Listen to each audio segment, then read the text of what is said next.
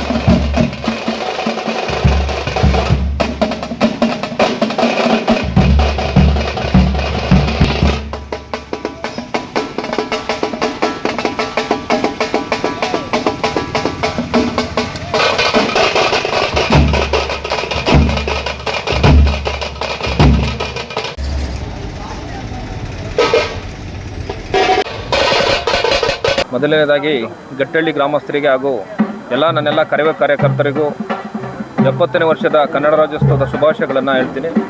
ಈ ಒಂದು ಕಾರ್ಯಕ್ರಮ ಯಶಸ್ವಿಯಾಗಲು ಕಾರಣಕರ್ತರಾದಂಥ ನಮ್ಮ ಆನೇಕಲ್ ತಾಲೂಕು ಅಧ್ಯಕ್ಷರಾದಂಥ ಗಜೇಂದ್ರ ಅವರು, ಸ್ನೇಹಿತರಾದಂಥ ನವೀನ್ರವರು, ಕರವೇ ಕಸಬಾ ಹೋಬಳಿ ಅಧ್ಯಕ್ಷರು ಹಾಗೂ ರಾಮಕೃಷ್ಣರವರು, ಗೂಳಿಮಂಗಲ ರಾಜೂರವರು, ಭಾನೂರವರು ಹಾಗೂ ಗಟ್ಟಳ್ಳಿ ಗ್ರಾಮದ ಯುವ ಅಧ್ಯಕ್ಷರಾದಂಥ ವೇಣೂರವರು ಈ ಒಂದು ಕಾರ್ಯಕ್ರಮವನ್ನು ನಮ್ಮ ಜೊತೆಗೂಡಿ ಯಶಸ್ವಿಯಾಗಿ ಮಾಡ್ಕೊಂಡು ಬಂದಿದ್ದಾರೆ. ಇನ್ನೂ ಮುಂದಿನ ದಿನಗಳಲ್ಲಿ ಯಾವುದೇ ಮನಸ್ತಾಪಗಳನ್ನು ಇಟ್ಕೊಳ್ತಾ ಮುಂದಿನ ದಿನಗಳು ಯಶಸ್ವಿಯಾಗಿ ಈ ಕಾರ್ಯಕ್ರಮ ನಡೆಸಬೇಕು ಹಾಗೂ ಊರಿನ ಎಲ್ಲ ಮುಖಂಡರೊಂದಿಗೆ ಬೆರೆತು ಎಲ್ಲರನ್ನೂ ಬೆರೆಸ್ಕೊಂಡು ಈ ಕಾರ್ಯಕ್ರಮವನ್ನು ಯಶಸ್ವಿ ಮಾಡಬೇಕಂತ ಈ ಮುಖ್ಯನ ತಮ್ಮಲ್ಲಿ ತಿಳಿಸ್ತೇವೆ. ಈ ಗಟ್ಟಳ್ಳಿ ಗ್ರಾಮದಲ್ಲಿ ತುಂಬ ಚಿಕ್ಕದಾದರೂ ಅಚ್ಚುಕಟ್ಟಾಗಿ ಕಾರ್ಯಕ್ರಮವನ್ನು ನಿರೂಪಣೆ ಮಾಡುವಂಥ ನನ್ನ ಸಹೋದರ ಯುವ ಘಟಕ ಅಧ್ಯಕ್ಷರಾದಂಥ ವೇಣು ಅವರು ಹಾಗೂ ಇದೇ ಭಾಗದಲ್ಲಿ ತುಂಬ 20 ವರ್ಷದಿಂದನೂ ಕನ್ನಡ ಸೇವೆಗಳನ್ನು ಮಾಡ್ತಾ, ಸಮಾಜ ಸೇವೆಗಳನ್ನು ಮಾಡ್ತಾ, ಕನ್ನಡ ಯಾವುದೇ ಒಂದು ಕಾರ್ಯಕ್ರಮಗಳಲ್ಲಿ ನಾನು ಇರ್ತೀನಿ ಅಂದ್ಬಿಟ್ಟು ಈ ಗಡಿ ಭಾಗದಲ್ಲಾಗಿರ್ಬೋದು, ನಮಗಾಗಿರ್ಬೋದು, ನಮ್ಮ ಕರವೇ ಕುಟುಂಬದವ್ರಿಗಾಗಿ ಹಿರಿಯರಾಗಿರ್ಬೋದು, ನಮ್ಮ ಭಾಗದಲ್ಲಿ ಗಟ್ಟಳ್ಳಿ ಶಿವಣ್ಣ ಅವ್ರಿಗೂ ಹಾಗೂ ಈ ಗ್ರಾಮದ ಎಲ್ಲ ಗಣ್ಯರಿಗೆ ಬಂದು ಕಾರ್ಯಕ್ರಮವನ್ನು ಯಶಸ್ವಿಗೊಳಿಸಿರುವುದಕ್ಕಿಂತ ತುಂಬ ಹೃದಯ ಧನ್ಯವಾದಗಳು. ಅದೇ ಥರ ಈ ಕನ್ನಡ ಕೆಲಸವನ್ನು ಮಾಡ್ತಿರುವಂಥ ಮಕ್ಕಳಿಗೆ ಇನ್ನು ತಾಯಿ ಭುವನೇಶ್ವರಿ ಆಶೀರ್ವಾದ ಸದಾ ಇರುತ್ತೆ. ಏನು ನಾವಿವತ್ತು ರಾಜ್ಯೋತ್ಸವ ನವೆಂಬರ್ 1ನೇ ತಾರೀಕು ಅಷ್ಟೇ ಸೀಮಿತ ಅಲ್ಲ, ನಮ್ಮ ಕನ್ನಡಿಗರಿಗೆ 365 ದಿವಸನೂ ಕನ್ನಡದ ಹಬ್ಬನೇ, ರಾಜ್ಯೋತ್ಸವನೇ.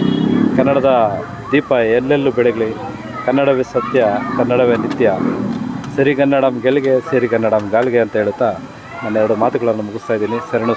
70ನೇ ವರ್ಷದ ಕನ್ನಡ ರಾಜ್ಯೋತ್ಸವದ ಶುಭಾಶಯ ತಿಳಿಸ್ತಿದ್ದೀನಿ. ಮೊದಲನೇಗೆ ಕರ್ನಾಟಕ ಜನತೆಗೆ ಬೈಟ್ ಕೊಡಿ.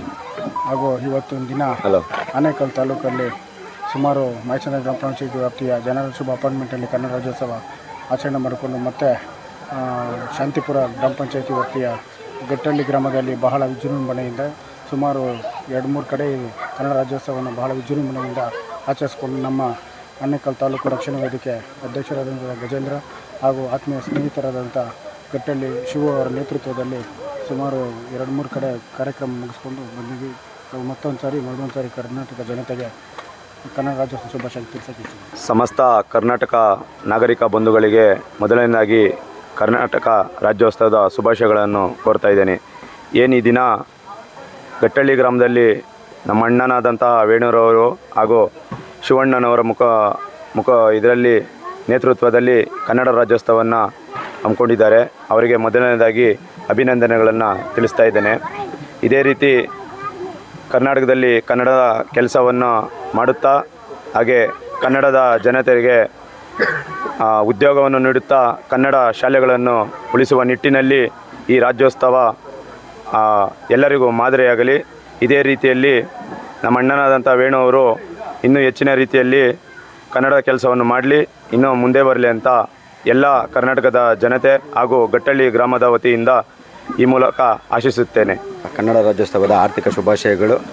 ಈ ದಿನ ಗಟ್ಟಳ್ಳಿ ಭಾಗದಲ್ಲಿ ಆಯೋಗ ಮಾಡಿಕೊಂಡಿದ್ದ ಕನ್ನಡ ರಕ್ಷಣಾ ವೇದಿಕೆಯಿಂದ ಈ ಕಾರ್ಯಕ್ರಮವನ್ನು ಅದ್ದೂರಿಯಾಗಿ ನಡೆಸಿಕೊಡಲಾಗಿದ್ದ ಗ್ರಾಮಸ್ಥರಿಗೆ ಎಲ್ಲರಿಗೂ ಧನ್ಯವಾದಗಳು ಹಾಗೂ ಸಂಘಟನೆಯರಿಗೂ ಬಂದಿದ್ದಂಥ ನನ್ನ ಸ್ನೇಹಿತರಿಗೂ ತುಂಬ ಹೃದಯಪೂರ್ವಕ ಧನ್ಯವಾದಗಳನ್ನು ಸಲ್ಲಿಸ್ತಿದ್ದೇನೆ. ಮತ್ತು ದಯವಿಟ್ಟು ಎಲ್ಲ ಕನ್ನಡಿಗರ ಹತ್ರ ನಾವು ಒಂದೇ ಒಂದು ಮನವಿ ಕೇಳ್ಕೊಳೋದು ಏನಂದರೆ, ಪ್ರತಿಯೊಂದು ಗ್ರಾಮದಿಂದನೂ ನಾವು ಎಚ್ಚೆತ್ಕೊಳ್ಳಿಲ್ಲ ಅಂದರೆ ಈ ಕಾಲದಲ್ಲಿ ಏನಾಗಿದೆ ಅಂದರೆ ಹಿಂದಿಯವರು, ಕೇರಳವರು, ತಮಿಳ್ನಾಡವರು ಎಲ್ಲ ಕಡೆ ಎಲ್ಲ ಊರುಗಳಲ್ಲೂ ಅಪಾರ್ಟ್ಮೆಂಟ್ಗಳಲ್ಲಿ ಎಲ್ಲ ಕಡೆ ಬಂದು ನಮ್ಮ ಕನ್ನಡಿಗರು 30% ಇದ್ದರೆ ಅವ್ರು 70% ಆಗೋದಕ್ಕೆ ಶುರುವಾಗಿದ್ದಾರೆ. ಅದರಿಂದ ದಯವಿಟ್ಟು ಯಾರೇ ಅವ್ರವ್ರ ಗ್ರಾಮದಲ್ಲಿ ಪ್ರತಿಯೊಬ್ಬರು ತಿಳ್ಕೊಬೇಕಾಗಿರೋ ವಿಷಯ ಏನಂದರೆ, ಯಾರಾದರೂ ಬಂದು ಮಾತಾಡಿಸಿದ್ರೆ ಫಸ್ಟ್ ಕನ್ನಡ ಮಾತಾಡೋ ಅಂತ ನಾವು ಕನ್ನಡ ಅವ್ರಿಗೆ ಕಲಿಸ್ಬೇಕು. ಈಗ ಏನಾಗಿದೆ ಅಂದರೆ ನಮ್ಮವರು ಅವ್ರು ಬರ್ತಾರೆ, ಬಂದು ಅವರು ಏನಾದ್ರು ಏಕಿದ್ರೆ ಅಂತಂದರೆ ನಾವು ಹಿಂದಿ ಮಾತಾಡ್ತಾ ಇದ್ದೀವಿ. ಅದೇ ಈಗ ದೊಡ್ಡ ತಪ್ಪಾಗ್ತಾ ಇರೋದು.